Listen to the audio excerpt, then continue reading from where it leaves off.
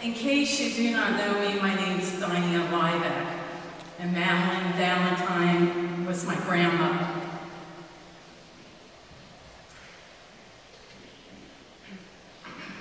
During one of my last visits with my grandma, she told my niece, Rebecca and I, that she had no stories to tell, but that we could tell her a story.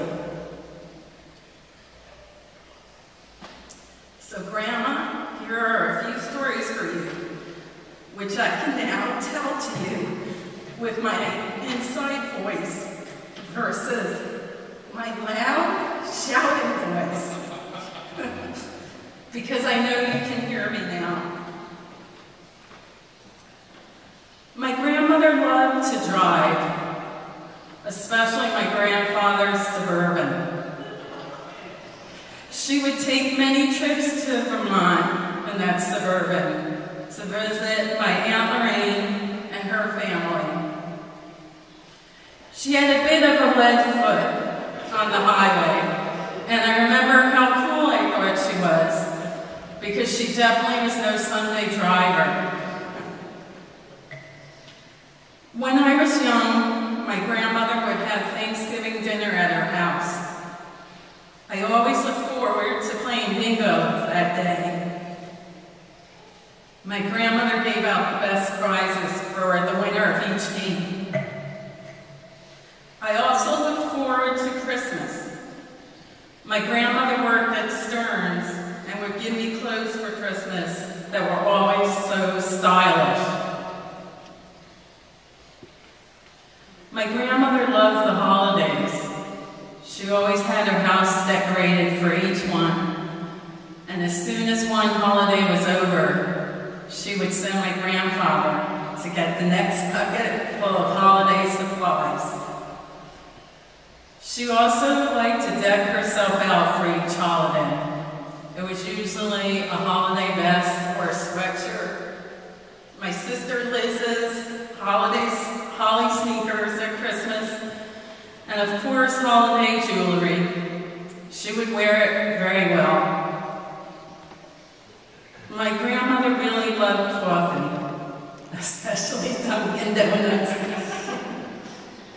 At parties, I think she would drink a whole pot of coffee. She always hoped my brother Bobby would be there, because he knew how to make her coffee just right. She loved her Moxie too.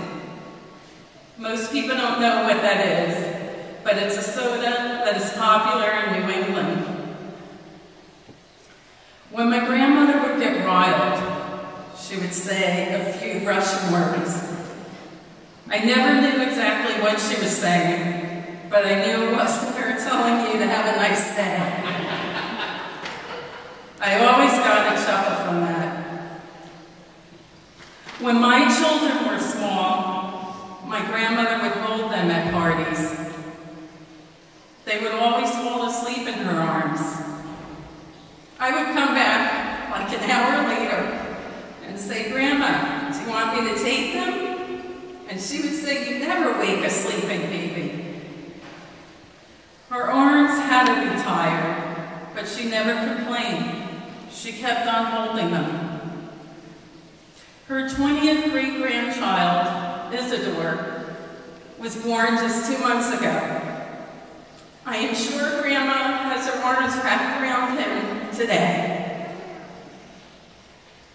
If I had to describe my grandmother in one word, it would be feisty. Until the very end, my grandmother did it her way.